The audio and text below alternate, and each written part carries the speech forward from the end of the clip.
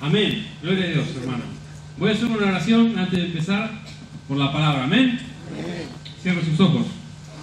Padre Celestial que estás en el cielo, Señor, te doy gracias por este día, Padre Celestial. Y gracias, Señor, te damos, Padre, por un día más de vida, Señor.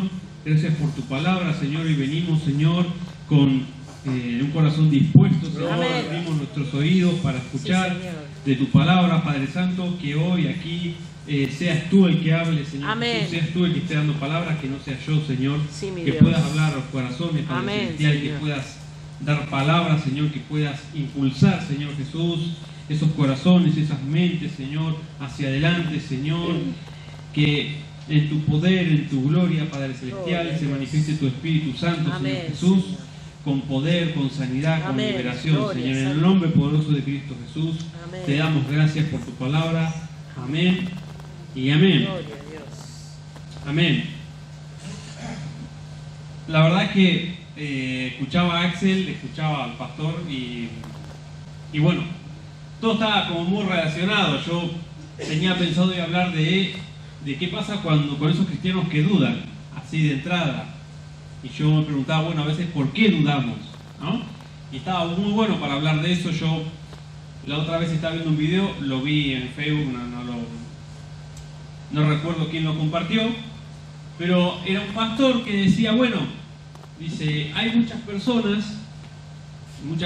dice, que van a la iglesia y van buscando que se manifieste en ellos una emoción. Van buscando una emoción del momento, algo que los haga sentir bien. Hay muchas personas que por año están continuamente buscando a ver cuál es su propósito en la vida y a ver qué tiene Dios para mí. Y van y buscan a ver, y están continuamente a ver qué tendrá Dios para mí, continuamente buscando una emoción que los sacie en el momento, algo que los haga sentir bien, que los haga sentir útiles, partícipes, y ya está. Y decía, es extraño porque si vos vas a una iglesia y no sentís a Dios, siendo que Dios, el Espíritu Santo, está dentro de nuestro corazón, porque así dice su palabra, que su Espíritu mora en nuestros corazones, ¿cómo puede ser que no sintamos a Dios? Tendríamos que venir con Dios, irnos con Dios, ir a nuestra casa con Dios, al trabajo con Dios, ¿no? Porque Él habita en nosotros, amén. Amén. Y este pastor decía, qué extraño debería ser que uno vaya a la iglesia a buscar algo, a buscar una emoción, ¿sí? ¿Sí?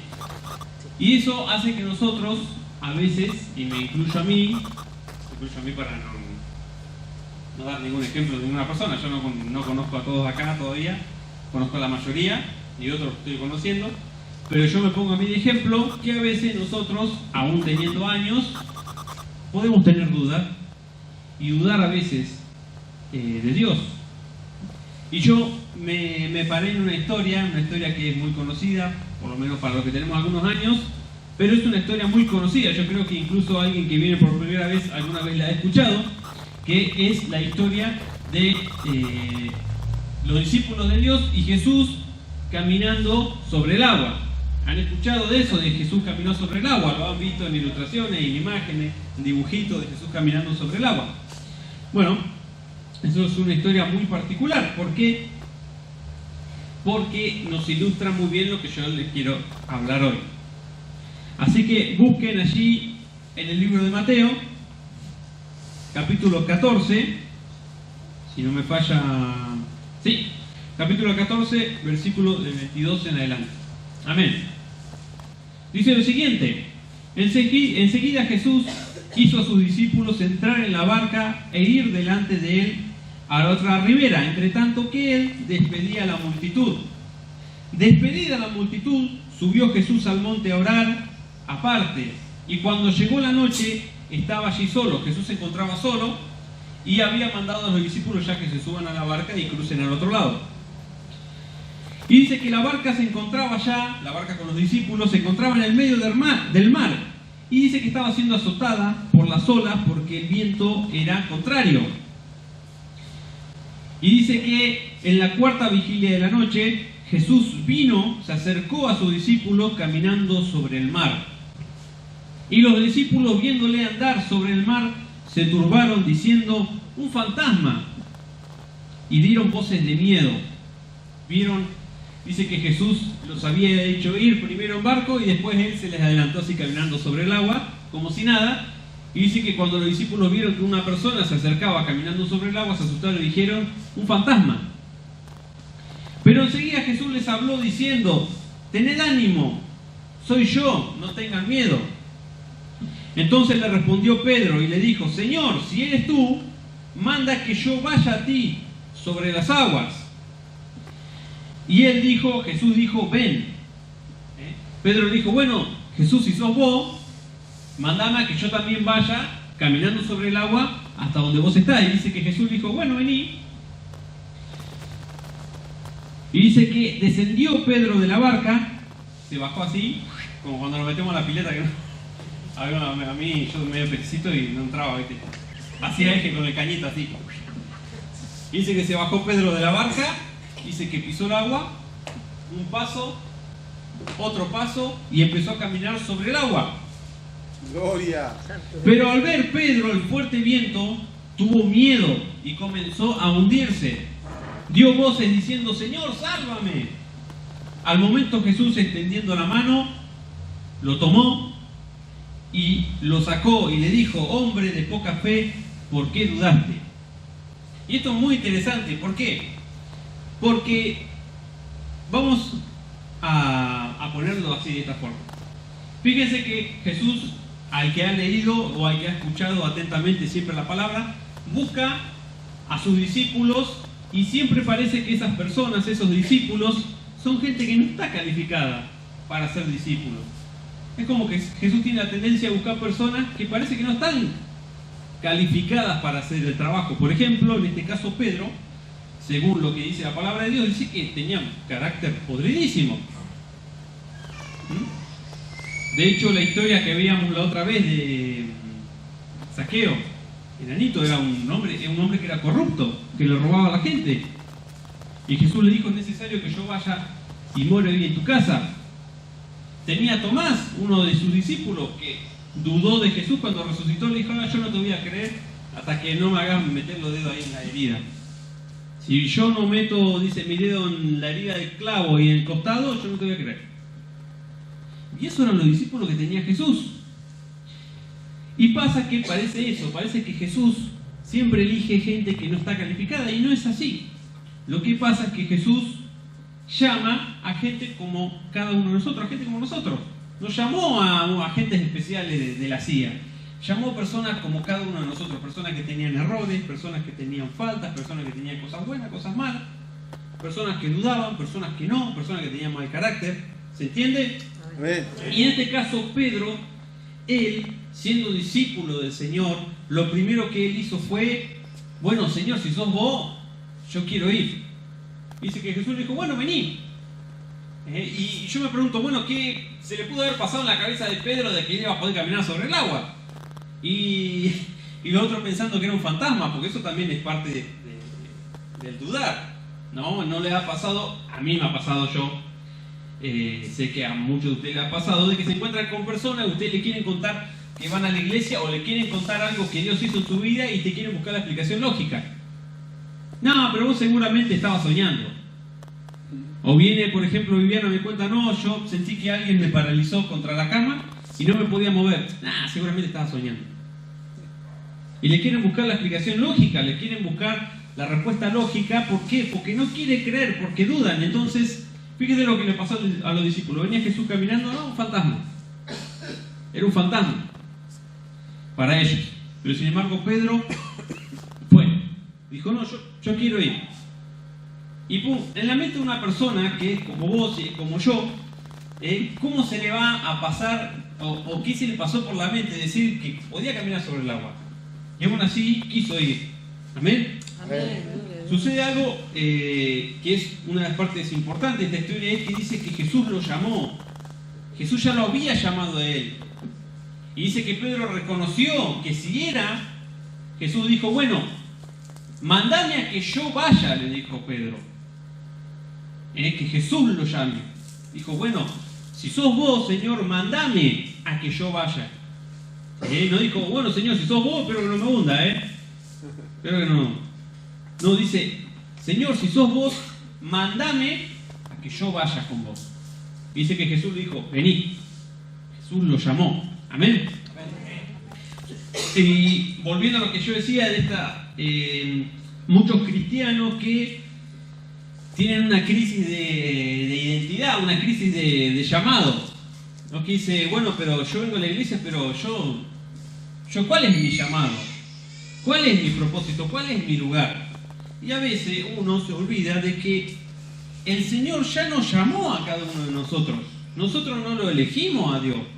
Él nos eligió a nosotros. A veces, con esa arrogancia de pensar que nosotros elegimos a Dios, nos creemos a veces con derecho de dudar, con derecho de pedir, con derecho de enojarnos, con derecho de, bueno, Señor, a ver, ya estoy acá, a ver qué pasa. Y en realidad nosotros no lo elegimos a Él. Él nos eligió a nosotros. Él nos llamó a nosotros. Y que aunque alguno de ustedes se sienta que no está calificado para ser discípulo de Dios, o que alguno se sienta con duda, quiero que recuerde que Dios ya lo llamó. Y Dios ya lo escogió, Dios ya lo eligió. Usted está acá porque Dios quiso que usted esté acá. ¿Sí? Las cosas se dieron de tal forma que usted hoy está acá. Amén. Ninguno de sus discípulos sufrió una crisis de identidad. Oh, ¿cuál es mi llamado? Ninguno. Desde el primer momento que Jesús llamó a cada uno de sus discípulos, cada uno de sus discípulos ya sabía lo que tenía que hacer. ¿Qué tenían que hacer? Pues fácil. Ellos eran llamados a cumplir una misión, que eso está escrito en la Biblia. Esa misión que cada uno de nosotros tenemos está en la Biblia. Todos tenemos el mismo llamado. Ahora, que cada uno lo lleve a cabo con los dones que le ha dado el Señor, que Dios nos utilice de forma diferente a cada uno, a uno quizá con la maestría en la palabra, a otros con el ministerio del pastorado, el apostolado, el evangelista, pero todos tenemos exactamente el mismo llamado. Amén. Todos tenemos el mismo llamado, que es seguir a Jesús. Y para seguir a Jesús, nosotros tenemos que buscar ser como Él. Amén. Buscar ser como Jesús. ¿Y cómo va a decir, bueno, pero ¿cómo hago? Yo qué sé, yo no entiendo todavía. ¿Cómo hago? Bueno, fácil. Lean, aprendan de qué hizo el Señor, qué cosas habló el Señor, qué cosas enseñó el Señor Jesús, ¿no? Él, entre otros versículos que voy a leer, dijo lo siguiente: bueno, si me aman, dijo Jesús, guarden mis mandamientos. Bueno, ahí tienen para dónde empezar. ¿Cuáles son los mandamientos que dio el Señor? Los más importantes, cuando le dijeron, bueno, a ver en qué se resume la ley, en qué se resumen todos los mandamientos, Jesús le dijo, bueno, ama a Dios con toda tu alma, con todo tu corazón, con toda tu mente, con todas tus fuerzas, y ama a tu prójimo como a ti mismo. Ahí está, ahí le resumió Jesús sus mandamientos. Amar a Dios y amar al prójimo. Y Jesús también decía, si vos no amás a tu prójimo, a la persona que tenés al lado, que la podés ver, ¿cómo podés decir que me amás a mí si a ti no me ves? ¿Cómo yo puedo decir que amo a mi hermano al que veo si yo a Dios no lo veo? ¿Cómo puedo decir Dios, yo te amo si yo a mi hermano no lo quiero? ¿Se entiende, no? Yo a mi hermano que lo veo no lo quiero, pero a Dios que no lo veo le digo que lo amo. Eso decía Jesús. ¿Cómo vos podés amarme a mí si a tu hermano que lo ves no lo querés? Entonces el Señor decía, bueno, ama a Dios con toda tu fuerza y a tu prójimo como a ti mismo. Ahora, si yo no me quiero a mí mismo como soy, ¿puedo amar a mi prójimo? No, porque se ama a tu prójimo como a ti mismo. Si yo dudo de mí mismo todo el tiempo, si yo no sé qué hago acá parado, si yo no sé a qué vine acá, si yo no sé que Dios me llamó, porque nadie me lo dijo, si yo no sé las cosas que Dios me enseñó, si yo me miro al espejo y no me acepto como soy, ¿yo puedo amar a mi prójimo? No, no puedo amar a mi prójimo, porque se ama a tu prójimo como a ti mismo. Nosotros, por más que nos sintamos no calificados, que nos sintamos que no tenemos nada de especial, o a veces añoramos, como hay personas que sí añoran quizá, o creen que solamente el servir es tocar un instrumento, o estar, no sé, en estadios grandes predicándole a la gente, ¿no? Y en realidad todos tenemos el mismo llamado. a predicar las buenas nuevas, a predicar de que hay un Cristo que nos salva, que nos perdonó, que nos limpió, Gloria. que Dios existe. Amén. Y que nosotros usemos los dones que Dios nos dio para llevar a cabo esa tarea. Bueno, Dios nos usará a cada uno de forma diferente. De hecho, Dios tiene un trato diferente con cada uno de nosotros. Dios no trata conmigo de la misma forma que trata con Axel, o con Marcos, con Liliana, con Josefina. Dios a cada uno de nosotros nos trata de forma diferente. ¿Por qué? Porque somos diferentes. Como Jesús trató de forma diferente a cada uno de sus discípulos. Los amaba a todos por igual, pero cada uno de sus discípulos tenía un carácter diferente, una forma de ser diferente, una profesión diferente. Entonces, yo leía y decía, bueno, como decía el apóstol Pablo decía, sed imitadores de mí, como yo lo soy de Cristo.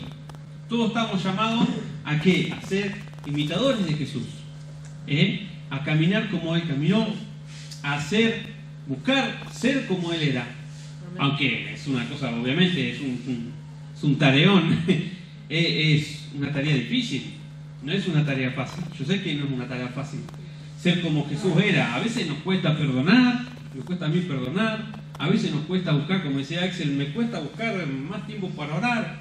A veces nos puede llegar a pasar también que decimos, bueno, a ver, de tal hora a tal hora oro, de tal hora a tal hora voy al trabajo, después vuelvo, 5 minutos leo la Biblia, y a veces también lo volvemos una rutina. A veces nos pasa eso también, ¿no? Pero aún así nosotros, siendo cada uno diferente, Dios nos llamó y nos escogió. Amén. Amén. Amén. Vamos a leer allí en Marcos capítulo 3, versículo 34, que yo no lo tengo marcado. Lo voy a leer desde el principio. Dice así: vienen después sus hermanos y su madre, la hermana y la madre de Jesús, y quedándose afuera enviaron a llamarle a Jesús. Y la gente que estaba sentada alrededor de Jesús le dijo: mirá, tu mamá y tus hermanos están afuera y te buscan. Entonces dice que Jesús le respondió: ¿quién es mi madre y quiénes son mis hermanos? Y ahí les dijo: he aquí, dice, todo aquel que hace la voluntad de Dios, ese es mi hermano y mi hermana y mi madre. ¿Qué significa? Que el estar cerca de Dios, cuando uno busca a Dios, pues lo va a encontrar. ¿Cómo lo puede encontrar? Bueno, cuando uno hace su voluntad. Amén. Cuando uno hace su voluntad, uno está buscando ser como Dios. O sea, no se malinterprete. Uno está buscando parecerse a esa persona de Dios hecho carne que es Jesús, ¿no? Parecerse en su forma de ser, de tratar con las personas. Cuando uno busca hacer su voluntad, uno se está acercando cada vez más a Dios. Amén. Cuando uno busca hacer la voluntad, guardar los mandamientos, uno se acerca a Dios. Gloria a Dios. Uno ya sabe que tiene un llamado claro, que es que eso que yo recibí, esa palabra, ese mensaje de salvación que yo recibí, lo tengo que llevar afuera de la iglesia. Como decía, ustedes son la luz del mundo. Dice, una ciudad asentada sobre un monte no se puede esconder. Si nosotros somos la luz del mundo, si nosotros estamos para transformar por medio de la palabra, a transformar por medio de las enseñanzas que nos dejó Jesús, nosotros no podemos escondernos del mundo. Si usted tiene duda, si usted no sabe qué hace acá, quiero que sepa que Dios lo eligió. Usted no eligió a Dios. Usted no está acá por, bueno, está bien, voy a ir a la iglesia y, bueno, Dios, mirá, vine, No, Dios lo eligió a usted. Dios lo llamó a usted, como decía el pastor, mientras estábamos en el vientre, formándonos en el vientre de nuestra madre. Dice que Dios ya nos había visto, ya nos había elegido. Amén. Si usted tiene dudas, si usted no sabe, pues escuche, pregunte, va a aprender. Acá va a aprender. Acá va a aprender porque acá se enseña y acá, como dice el pastor, cada prédica es como una materia. Pero usted ya sabe que todos tenemos el mismo llamado. Si usted está buscando, ¿cuál será? ¿Y qué hago acá? Bueno, su llamado sabe cuál es. Ir, ese mensaje de salvación que usted recibió aquí, y esa paz que le trajo el Señor y que usted dijo, miren, cada detalle Dios era real. Eso vaya y cuénteselo a otro. Demuéstrelo en su trabajo, que las personas vean que hay un cambio en usted. Amén. Que usted se está pareciendo más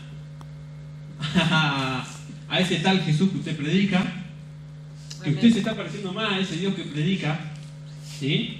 Y eso está bueno, ¿sí? Y no dude del Señor, no dude. Yo sé que a veces puede pasar, y pasamos por etapas de duda porque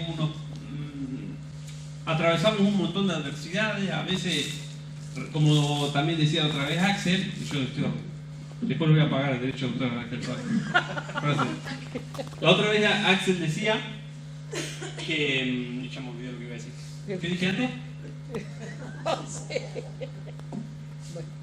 Lo de Axel era, yo estoy seguro. Ya. Pásese, me puse la mente en blanco. Reprendo el nombre de Jesús. Bueno. Dios reclutaba gente que parecía que no estaba calificada para hacer el trabajo. Incluso uno de sus discípulos estaba muerto, que era Lázaro. O sea, excusa no tiene, hermano, porque tenía a uno malhumorado, a otro que era chorro, a otro que era un vendepatria, como Mateo, y tenía a uno que dudaba y tenía a uno que estaba muerto. Y Jesús lo resucitó, por supuesto. Pero a lo que voy es, ¿qué excusa tiene usted, hermano, si había uno que estaba muerto? Ya está, ya se había muerto. Ya se había terminado su vida. Pues Dios lo resucitó. Entonces, no importa tanto si usted piensa, no importa tanto si usted se siente o no calificado, si no quiero que sepa, hermano, que si Dios usted lo escogió, como dijo la profeta Gabuti, lo va, ¿cómo decía? Lo va a equipar. Si Dios te llamó, te va a equipar también. Pero usted no tiene excusa, hermano, para servirlo al Señor, no tiene ninguna excusa. Ya, como le dije, Lázaro estaba muerto. Y ni estando muerto tenía excusa, pues lo volvió a resucitar. Otra vez. Seguime. No tenemos excusa, hermano. ¿Sabe? No tenemos excusa para nada. Para servir al Señor, nosotros sabemos que por más que seamos diferentes, cada uno de nosotros, tengamos dones diferentes, Dios nos llamó a todos para el mismo lado. Amén. Amén. Y otra cosa, el apóstol Pablo, del que nosotros siempre predicamos de Pablo, ¿a qué se dedicaba Pablo antes? Mataba a cristianos. Antes de Pablo ser un fiel seguidor de Jesucristo y de predicar y de convertir a cientos, quizás miles, él perseguía a cristianos y los mataba. Era un perseguidor. Y miren cómo Dios lo usó, ¿no? Gloria a Dios. Cómo Dios lo usó a Pablo, el apóstol Pablo. Nosotros no somos los que elegimos a Dios. Él nos eligió a nosotros. Amén. Él nos buscó, Él nos eligió. Desde el vientre de nuestra madre. Amén. Amén. ¿Y cuál es nuestra excusa para seguirlo? ¿Cuál es nuestra excusa? Porque a veces ponemos excusas. A veces ponemos excusas. Dice, no, que no tengo, que no puedo, que no sepo, que no sé. Ponemos excusas. Ponemos excusas y a veces... Como ahí me acordé lo que dijo el Axel. Para poder decir rápido antes de olvidarme. Decilo antes que te olvides. Que él decía que a veces nosotros tenemos mucho tiempo, estamos ocupados todo el tiempo, tantas ocupaciones que a veces es como que nos olvidamos. Tenemos tantas ocupaciones que bueno, viste, no, el Señor, ahora después. O si no, cuando nos acostamos a dormir y así, Señor, que bendice, no, gracias por la comida, amén. Y nos dormimos en medio de la oración. Y yo le comentaba a Axel la otra vez, creo que también lo dije en una prédica, no sé cuántas veces lo habré dicho, pero en las redes sociales había un contador que te dice cuántas horas al día, o sea, en todo el día, vos terminás el día, entras y te dice cuántas horas estuviste en todo el día sumado. A mí me pasó particularmente, creo que esto nunca lo conté, pero lo voy a contar. Yo cuando era mucho más chico, me acuerdo que siempre le pedía la computadora a Marco para jugar. ¿Viste? Voy a jugar jueguitos, para ver. Y había uno de los juegos que yo siempre jugaba que tenía un contador arriba de cuánto tiempo uno pasaba jugando, te lo sumaba de todo. Vos jugabas un mes, te sumaba cuánto jugaste en ese mes. Y yo me acuerdo que un día se la pido, ¿viste? Para jugar, nunca, ¿viste? Para estudiar. Bueno, igual ya era chico, no estaba estudiando. Se la pido para jugar, cuando entro así abro, miro así, decía 24 horas. Y yo me quedé como decir, 24 horas, un día entero. De principio a fin, quizá en meses, yo había jugado ese juego. O sea que yo había estado jugando, si juntábamos todos los minutos que yo había estado jugando, había jugado un día entero. De principio a fin, 24 horas. Dije, cerré la computadora. Y me acuerdo que empecé medio como a dejar un poco ahí. Y yo me daba cuenta, decía, cuánta emoción uno le pone, cuando es chico en este caso, pero cuando es grande, quizás las redes sociales, quizás el trabajo, como decía hoy Axel, uno le pone todo el empeño, pero cuando es para el Señor es como, como que no te da gana, ¿no? Y bueno, eso puede pasar porque somos seres humanos, estamos hechos de carne y hueso, y nos puede pasar, hermano, pero no tenemos excusa. Amén. La excusa de no tengo tiempo es mentira, porque sí tenemos, ¿sí? Tenemos tiempo, ¿sí? Si Dios te llamó, no dude y no te excuse, Amén. ¿sí? Porque si Dios te llamó, también te va a capacitar. Amén. Y te va a dar todo lo que necesitas. Amén. Gloria a Dios. Quiero ver si tengo encima. Yo quiero que vean, se van a reír de mí, porque claro, 3 hojas, pero miren, escribía de un lado nada más. No me di cuenta de estas cosas. Dios. No, sí, yo me capacitó, pero algunas cosas no me capacitó.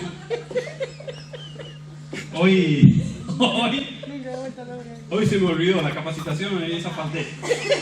Le escribí de 2 lados. Pues bueno. Es como la palabra ahorro. Se tendría que escribir sin H para ahorrar una letra. No la nombra.